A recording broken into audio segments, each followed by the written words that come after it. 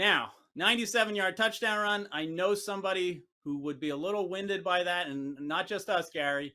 It'd be Kent Haslam. He's the athletic director of Montana.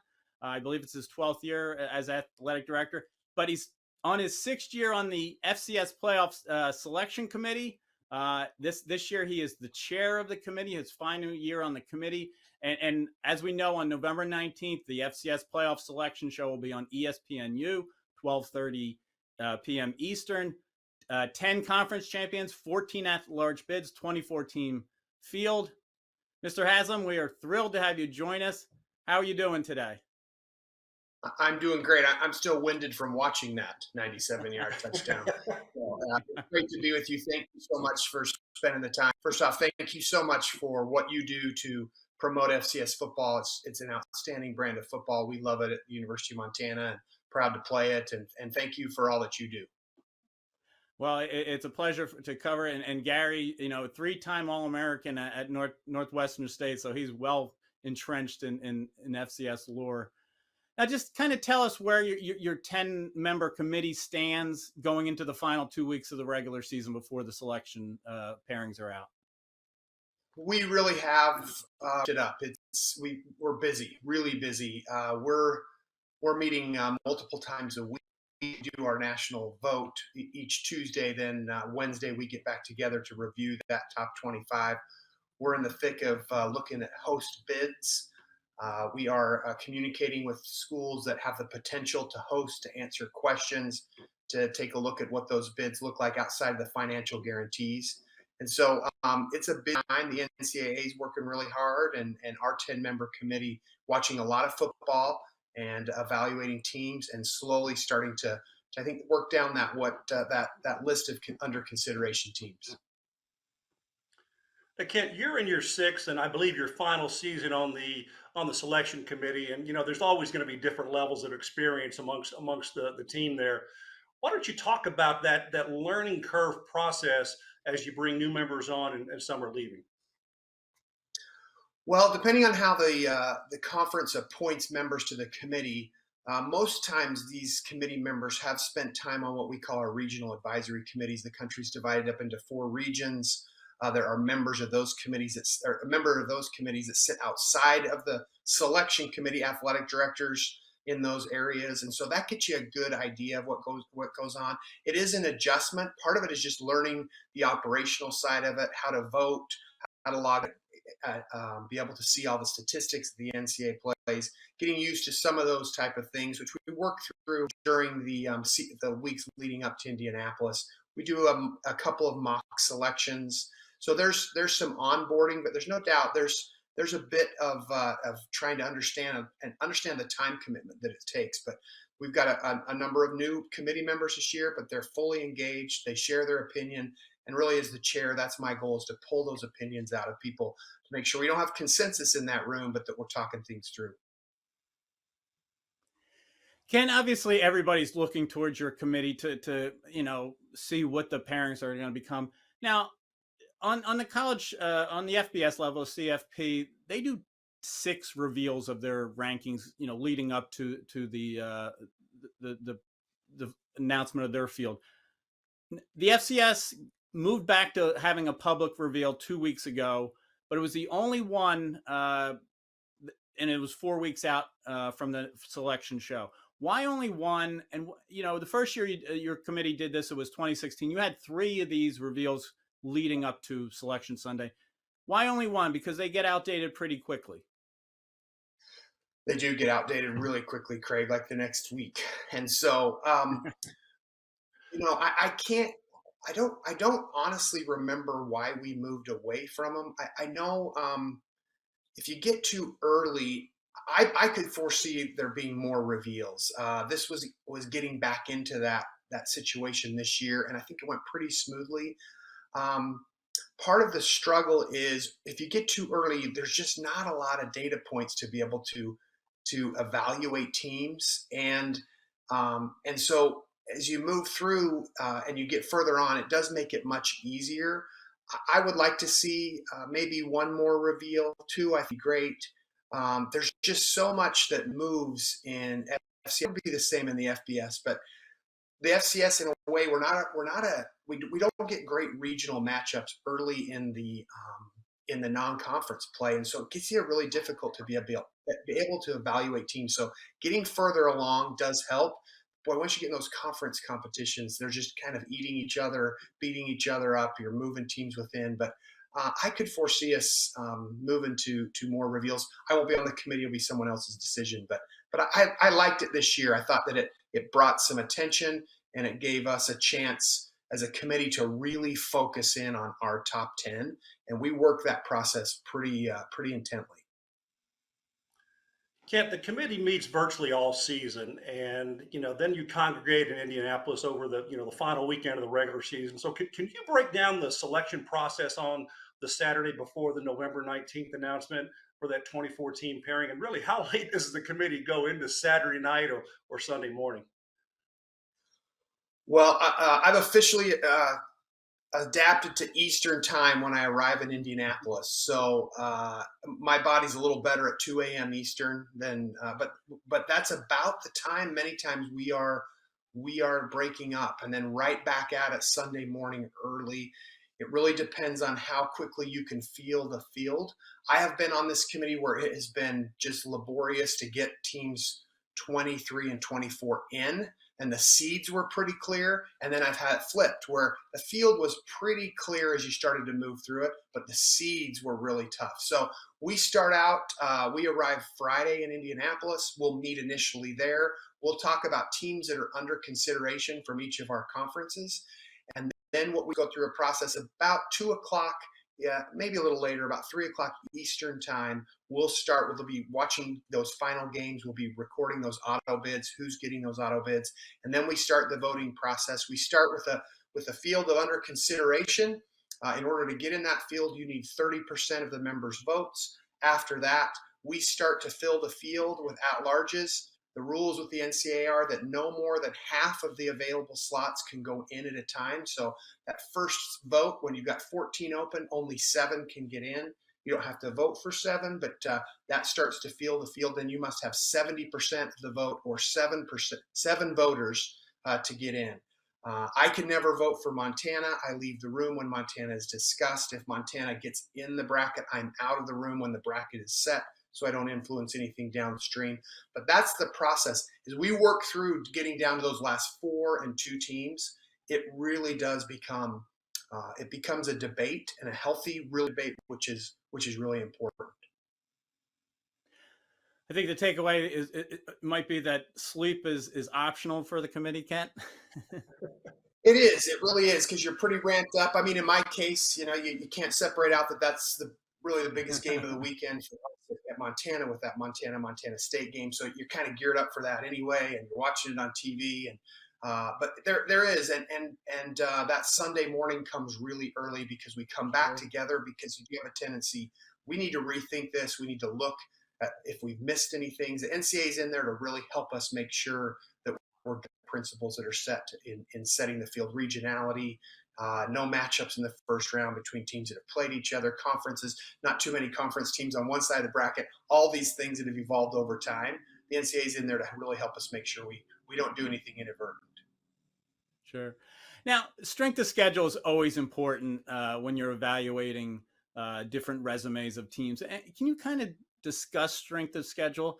And I'm kind of interested in the KPI that's sort of a trial program. This metric that's been introduced by Kevin Pauga, kind of a virtual snapshot of a team's resume. Is that factor in the KPI that's a trial program this year for strength of schedule? It does not factor in this year. It's only a trial. We're using it as a pilot program. If it seems like it matches, if we like it as a committee, then it will go on and become one of the official committee evaluation points next year. We're not using the SRS this year, and so strength of schedule for me, again, we have 10 members of the committee, and every member looks at things differently, which I think is very appropriate. So I want to speak on behalf of what's really important to me. But strength of schedule for me is important. Like I mentioned before, there are times in the FCS where for example, if an FCS team plays in their non-conference, they play 3 non-conference games, they play 2 FBS teams, and then they play a non-division one. It doesn't give the committee a lot of points to evaluate what your schedule is really like. Then you get into the conference and you just are playing each other. So for me, I like to see teams that challenge themselves, and then a conference that's really really difficult to work your way through week in week out. That's an important data point and evaluation point for me as you start to line teams up that you're comparing. That resumes look really similar, but you start to line teams up. You're looking for points where there are separation, and that can be one of them. Ken, I believe committee members, they're kind of autonomous, and you're giving them the ability to review the different evaluation of the team resumes as they kind of see fit. So what are your individual beliefs on evaluating a particular team's resume? I like, if there's any head to head, I always like head to head common opponents. Um, I will be one that will take a look at quality losses, but eventually you've got to have some wins. You can't just have a resume full of quality losses. Um, but really, that where you have challenged yourself, and then what your conference brings. I remind people that our job as the NCAA football committee is to get the 14 best at-large teams in, regardless of where those teams come from. And there's 10 auto bids. We work on the 14. And so for those 14 at larges, and then the seeding, obviously the bracketing is the next step. But I look at what those teams have done in comparable points to others, primarily those head to heads and those strength of schedules and what they've done on the road. I think really important as well. So kind of as the selection process is ongoing, excuse me, and you're putting teams into position, do the committee members, are they able to see each other's selections? No, you're not. No, everything is done by secret ballot. I cannot recall a visual vote that I have ever been a part of. But no, it is all done through a secret ballot, and you just dismiss ads if they're on the board. We have the opportunity this year. There could be a number of athletic directors that are asked to leave. When you look at the membership of this committee this year, there will be teams that will be athletic directors will be asked to leave because they'll be up for at-large opportunities. So we don't see what other people vote, and that allows you to not feel obligated to vote for somebody who you can't dismiss. There's 10 of us. We spend a lot of time together. We become friends, and you're all working at the same thing. But it allows you to really do things anonymously, so you can vote how you genuinely feel. Ken, you mentioned the at-large selections. What do you find to be the most difficult aspect of selecting the final at-large bids, and maybe even what's most difficult with seeding the teams? It's those comparable points. That can become the most difficult thing. If you think about a sport like basketball, for example, where you play 30 plus games, you've got enough data and run that you can see and build patterns. The most difficult is certainly lack of comparative data, and that's where a reference back to. Part of it is, I think, teams putting themselves in a good position by what they do scheduling wise. Um, but I can't tell you how many times I've sat in that room, and on the whiteboard you're just writing up all these data points, no logos on the top. You have no idea who they are, and you have to look at how they've done against teams that are already in the field, or how they've performed on the road, or top 25 ranked wins. All those things. You're really looking for things to separate teams out, and that's when it becomes the most difficult. Is the second or third best team in the OVC better than the sixth or the seventh in the Missouri Valley based on what schedule they've had to play? Conferences, we're one of them, the Big Sky, where everybody doesn't play everybody, and so where have they played those teams? Who have they had to get through to get to that record? Those are those things which you really are trying to digest through and stay focused on. That I am. So, Ken, in the sports world, no matter what the 24 team selection looks like on November 19th, there's going to be criticism from fans, schools, coaches, you name it. Well, how does the committee deal with that? Well, I'll learn this year. It's always been, we just always blame the chair. And so that's been our great out. It's been Jermaine or Thorbjorn or someone else, but I'll learn that this year. There's going to be criticism. You also know you're making decisions that are impacting student athletes and their ability to continue on competing in this championship, which I think is just an outstanding event. And so those are taken very, very seriously. I hope that's obvious to everybody. But you try to what you do is you try to stay consistent. You try to stay fair in your evaluation, and then be able to explain the best you can. Like I said, there's 10 members of us. We see things differently, and like I said, that's not unhealthy. I think that is healthy. So, like anything in criticism, athletic director, I think we get kind of used to being criticized, and so you learn to just how to deal with that. Gary and I are visiting with Kent Haslam, the chair of the FCS Playoff Selection Committee. Just a couple more questions here. Kent, the criteria that the committee uses with the selection of the 2014 field, what would you like to see added or change with the criteria? Well, I would like to see more data on the evaluation process, and I think we will get there. We are in a world where we really love to have computers tell us what we should buy or where we should go or how long it'll take us to get there. I think there's times that we rely too much on that. There's got to be the human element, but adding in some projective data and some results-based data, I think KPI and some others, I could see us adding two or three points.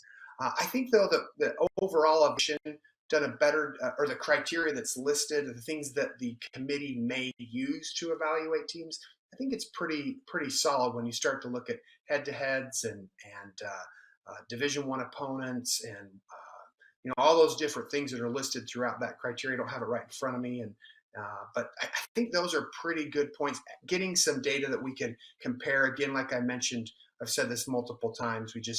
Having out of conference data points is really, really important. Well, Kent, last question here. Earlier this year, there was kind of a push to kind of seed 16 teams, not just 8, and Yeah. taking the bid process, for home games out of the mix there. And is there any likelihood we're going to see the 16 seeds in 2024? Well, the great thing about being the outgoing chair is I can promise whatever I want. In all seriousness, I do think there is. The NCAA Transformation Committee came out, and one of the recommendations was to expand the fields of championships opportunities. I think our size is good. 24, I think, is a good number. However, as opposed to expanding, let's seed 1 through 16. I remind people this is a regional-based tournament that determines a national champion. That will get you into some interesting matchups in those first and second rounds that then can lead downstream and impact that as well. But I think that would be a really good addition to the championship. It would allow us as a committee to not be so worried about regionality and all that come into play, the bids opening up, the financial guarantees and the impact that those have. I would really like to see that change, and I think there's good momentum for it, and I'm hopeful that in the upcoming years we'll be able to do that, and it will create a better just national competition. We heard it here first. Gary, this has really been tremendous inside information here to learn about the process from Kent Haslam, the University of Montana Athletic Director. He's the chair of the FCS Selection Committee. November 19th on ESPNU, we will see the 24-team FCS playoff field, 12:30 Eastern. Again, 10 conference champions get automatic bids, 14 at-large teams. Quite an endeavor that Mr. Haslam is leading here. Kent, we really appreciate your time, and we thank you for giving this inside look to the committee. Thank you for having me on, and I appreciate that opportunity to be able to do this. Thanks, Kent. Thank you.